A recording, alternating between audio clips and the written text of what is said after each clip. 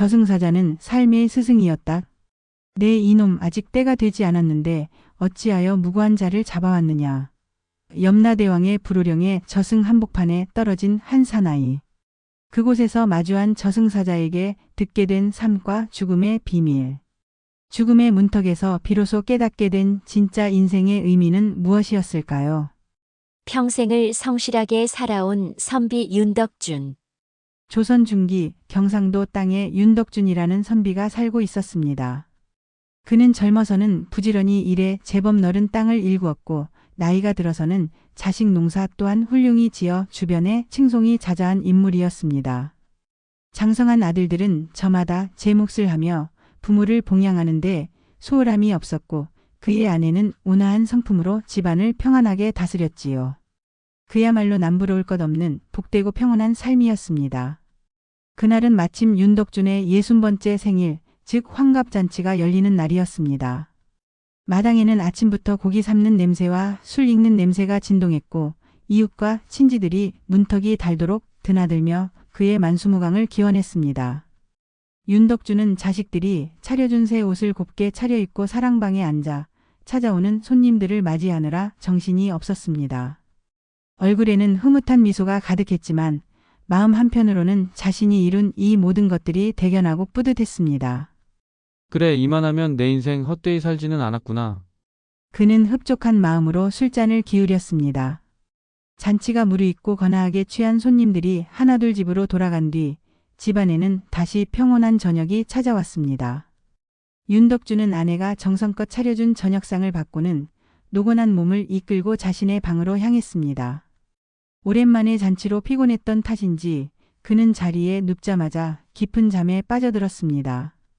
그런데 얼마나 잤을까? 그는 문 밖에서 들려오는 기이한 소리에 문득 잠에서 깨어났습니다. 쏴 하고 비가 쏟아지는 듯한 소리, 그러면서도 귀가 멍멍해지는 듯한 이상한 소음이었습니다. 하지만 창호지 너머의 밤하늘은 구름 한 점 없이 맑기만 했습니다. 그가 의아하게 생각하며 몸을 일으키려던 바로 그 순간이었습니다. 스르르르. 마치 연기처럼 닫힌 방문을 3명의 인형이 통과하여 방 안으로 들어섰습니다. 윤덕준은 너무 놀라 숨을 쉴 수조차 없었습니다. 그들은 머리에는 검은 갓을 쓰고 온몸에는 검은 두루마기를 걸친 이 세상 사람들 같지 않은 기이한 행색을 하고 있었습니다. 창백하다 못해 푸른빛이 감도는 얼굴에는 그 어떤 감정도 담겨 있지 않았고 그저 깊이를 알 수 없는 눈동자로 윤덕준을 뚫어져라 바라볼 뿐이었습니다.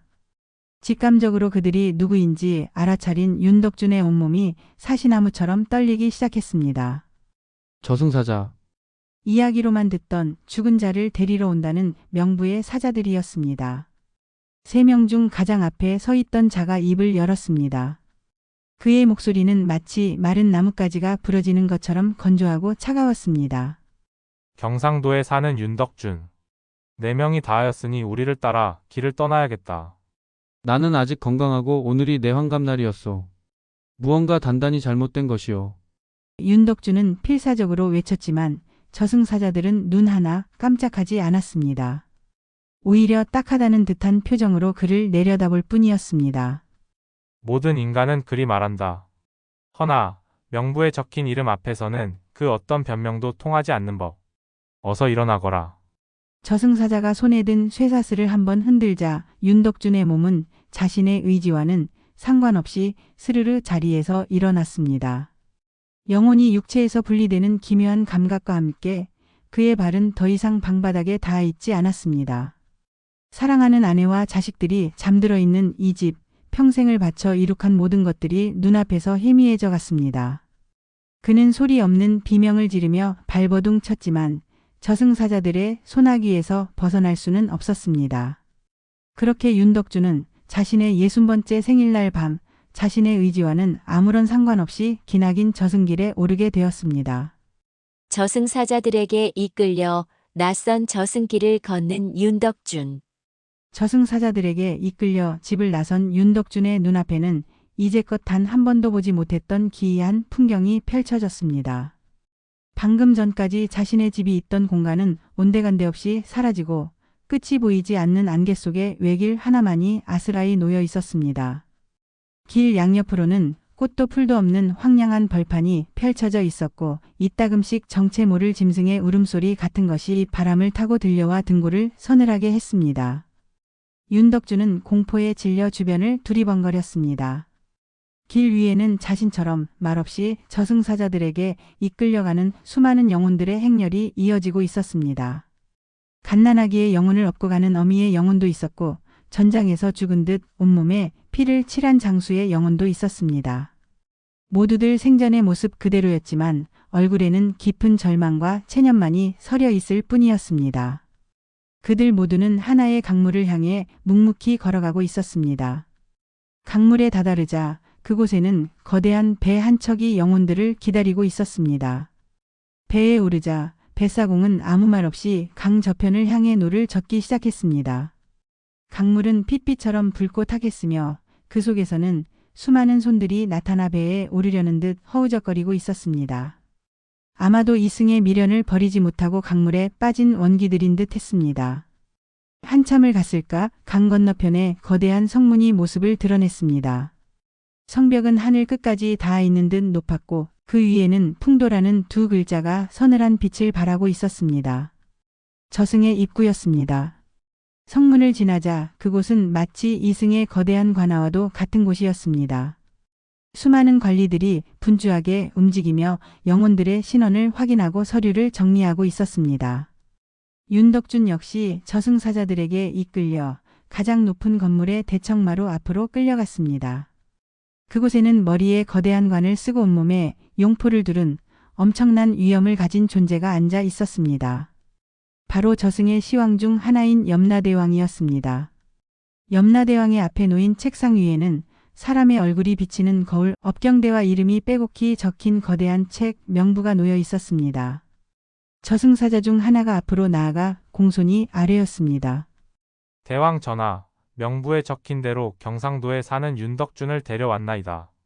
염라대왕은 귀찮다는 듯 수염을 한번 쓰다듬으며 명부를 펼쳐보았습니다. 그리고는 이내 미간을 찌푸리며 버럭 호통을 쳤습니다. 이 어리석은 놈들. 내가 잡아오라고 한 윤덕준은 경상도 상주 땅에 사는 윤덕준이거늘 어찌하여 같은 도에 사는 동명이인을 잡아왔단 말이냐. 이놈의 나이는 60, 아직 20해나 명이 더 남아있지 않느냐. 당장 이자를 데려온 놈들에게 큰 벌을 내리고 이자는 육신이 썩기 전에 속히 이승으로 돌려보내도록 하라. 염라대왕의 불호령에 대청 전체가 쩌렁쩌렁 울렸습니다. 윤덕준을 잡아왔던 3명의 저승사자는 얼굴이 하얗게 질려 그 자리에 납작 엎드렸습니다. 윤덕준은 그 순간 모든 상황을 파악할 수 있었습니다. 실수였습니다. 저승사자들이 이름만 보고 엉뚱한 사람을 잡아온 것이었습니다. 안도감과 함께 어처구니 없는 상황에 대한 허탈함이 밀려왔습니다. 곧이어 저승의 관리가 다가와 윤덕준에게 말했습니다. 그대의 운이 좋았소. 허나 그대를 다시 이승으로 돌려보낼 배편을 마련하는데 며칠의 시간이 걸릴 터이니 그때까지 저 객사에서 얌전히 머물고 있도록 하시오. 윤덕준은 관리가 가리키는 방향을 따라 저승의 한쪽 구석에 마련된 허름한 객사로 향했습니다. 졸지에 죽었다 살아나게 되었지만 아직 이승으로 돌아간다는 실감이 나지 않았습니다. 그는 텅 빈 방에 홀로 앉아 이 기묘하고도 황당한 경험을 어찌 받아들여야 할지 몰라 그저 멍하니 있을 뿐이었습니다. 돌려보내질 때를 기다리며 저승의 한 객사에 머물게 된 윤덕준. 윤덕준이 저승의 객사에 머문 지 사흘째 되던 날 밤이었습니다. 그는 여전히 자신이 처한 비현실적인 상황에 적응하지 못한 채 뜬 눈으로 밤을 새우고 있었습니다. 바로 그때 방문이 조용히 열리며 익숙한 인형이 들어섰습니다. 자신을 이승에서 잡아왔던 3명의 저승사자 중 한 명이었습니다. 염라대왕에게 호되게 꾸지람을 들었던 탓인지 그의 얼굴은 더욱 창백해 보였습니다. 윤덕준은 자신을 이 고생으로 몰아넣은 장본인을 보자 울화가 치밀었지만 동시에 그 역시 저승의 하급 관리일 뿐이라는 생각에 측은한 마음이 들기도 했습니다. 저승사자는 아무 말 없이 방 한쪽에 자리를 잡고 앉았습니다. 어색한 침묵이 흐른 뒤 저승사자가 먼저 입을 열었습니다. 그의 목소리는 여전히 건조했지만 처음 만났을 때의 위압감 대신 깊은 피로감이 묻어 있었습니다. 인간들은 참으로 이상하더군. 살아서는 어찌 그리 아등바등 탐욕을 부리는지, 그러다가도 막상 명부의 부름을 받으면 한결같이 억울하다 말하니 말이야. 윤덕주는 대꾸할 가치를 느끼지 못하고 고개를 돌렸습니다. 그러자 저승사자가 다시 말을 이었습니다. 그대가 원망하는 마음은 이해한다. 우리의 실수로 그대가 겪지 않아도 될 일을 겪게 하였으니. 허나 어차피 그대도 언젠가는 오게 될 곳이었다. 조금 일찍 구경하게 된 셈 치는 것이 어떻겠는가. 그의 뻔뻔한 태도에 화가 난 윤덕준이 쏘아붙였습니다. 구경이라니.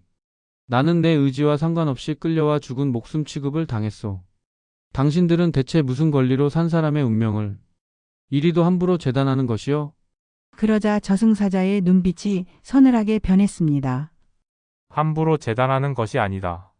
우리는 그저 명부에 적힌 대로 행할 뿐. 모든 인간은 태어나는 순간 이미 정해진 수명, 즉 명을 가지고 태어난다. 우리는 그 명이 다하는 날, 그 영혼을 거두러 가는 임무를 맡았을 뿐이다. 정해진 명이라니.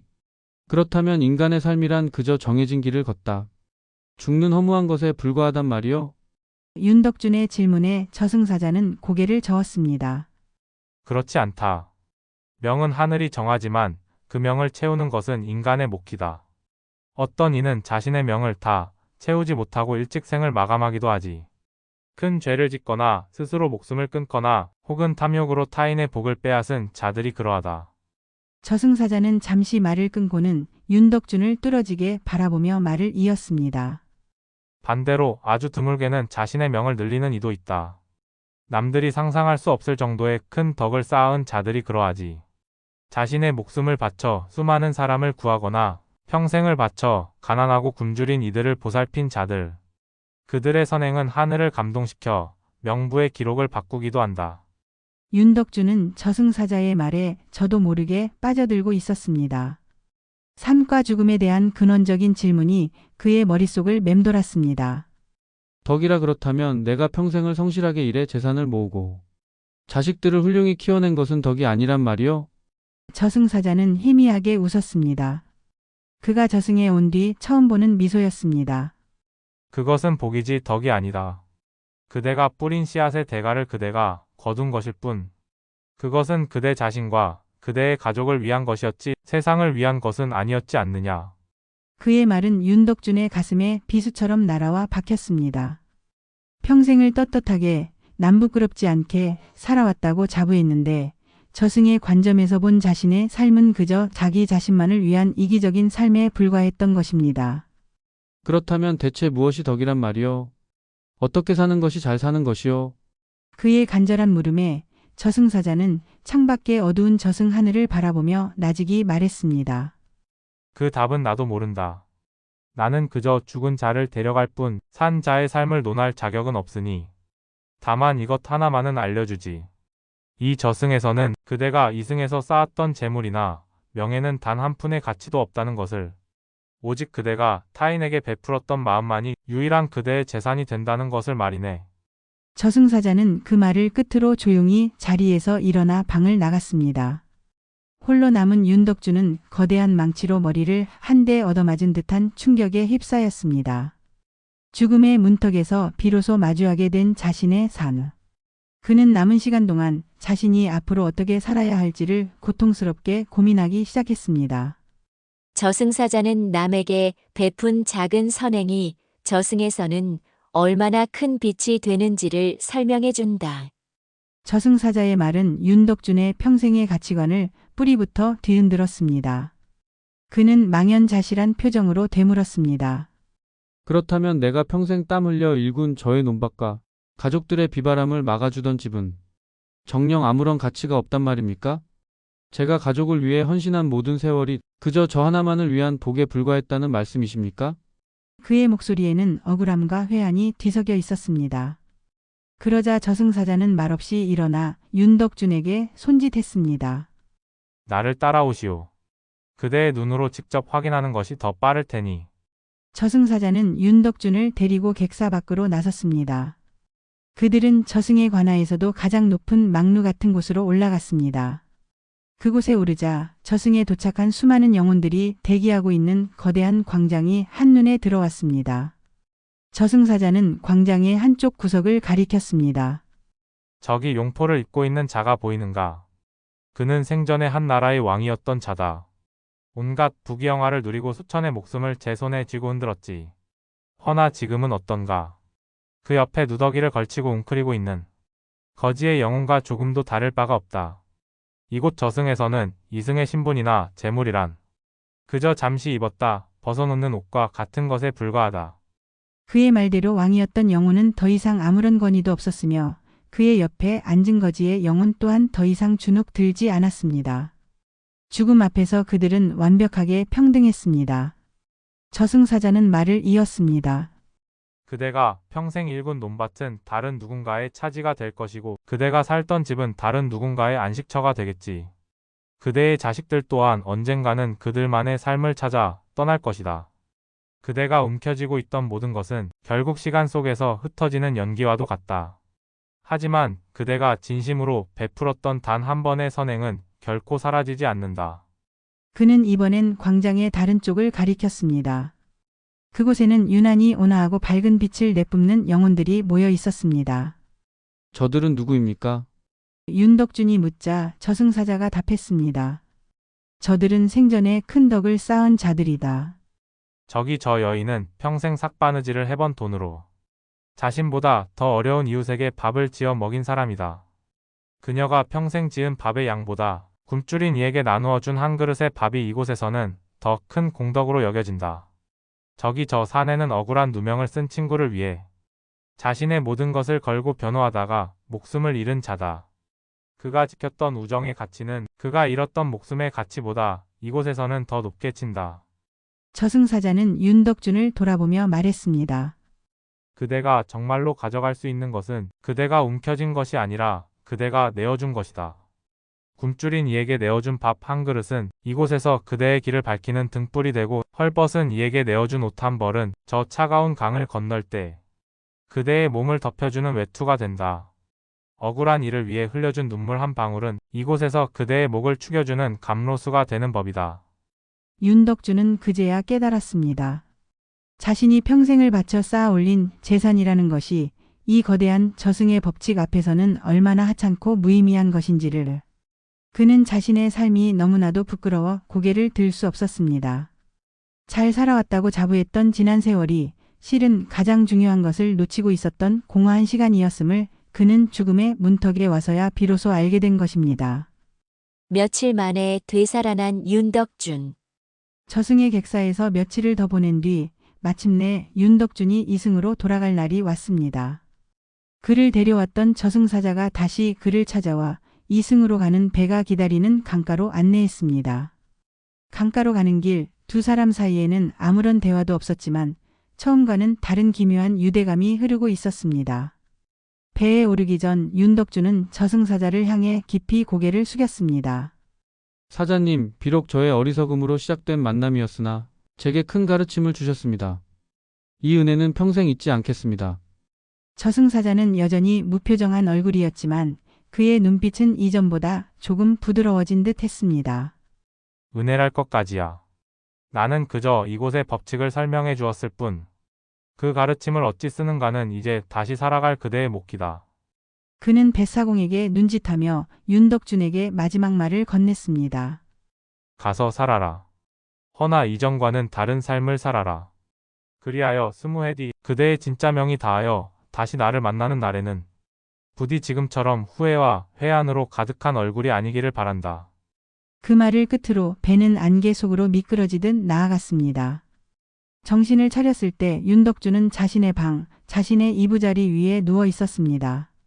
눈을 뜨자 가장 먼저 보인 것은 자신의 몸을 붙들고 오열하고 있는 아내와 자식들의 모습이었습니다. 그의 방에는 낯선 약재 냄새와 향냄새가 가득했습니다. 이승의 시간으로 그는 꼬박 닷새 동안이나 죽어 있었던 것입니다. 이미 장례를 준비하고 있던 가족들은 죽었던 그가 조용히 눈을 뜨자 혼비백산했습니다. 아버님, 정신이 드십니까? 영감, 세상에 이게 어찌된 일이오. 윤덕준은 천천히 몸을 일으켰습니다. 몸은 솜처럼 무거웠지만 정신은 그 어느 때보다도 맑고 가벼웠습니다. 그는 자신을 부축하는 아들의 손을 잡으며 나직하지만 힘 있는 목소리로 말했습니다. 얘들아, 곳간을 열어라. 네. 아버님, 지금 무슨... 곳간을 열어 굶주리고 있는 마을 사람들에게 쌀을 나누어 주어라. 단 한 톨도 남기지 말고 모두 다.